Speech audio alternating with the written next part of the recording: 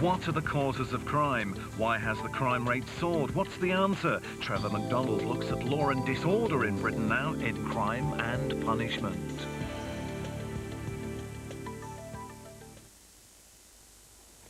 Good afternoon. Prison works.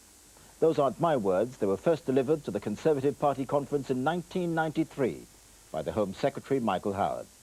He said then that locking up more criminals for longer periods would become a new plank in the government's fight against crime.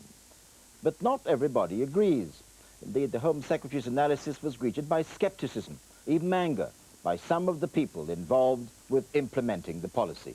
And most unusually, some of Britain's most senior judges have spoken out publicly against key aspects of his policies.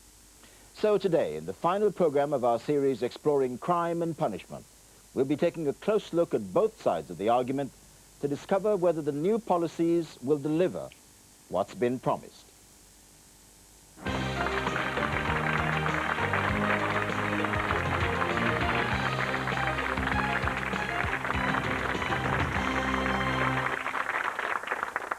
Joining me in the studio are 6 experts on prison who are intimately involved with penal policy.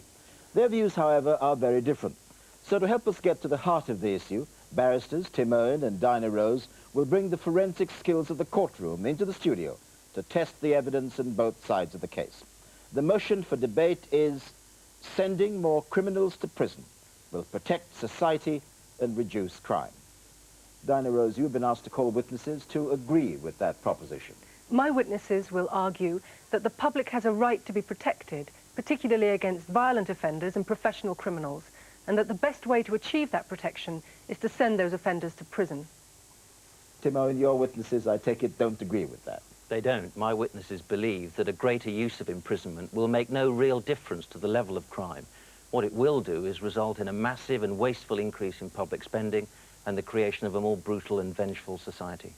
Well, let's hear the arguments. Dinah Rose, will you call your first witness, please?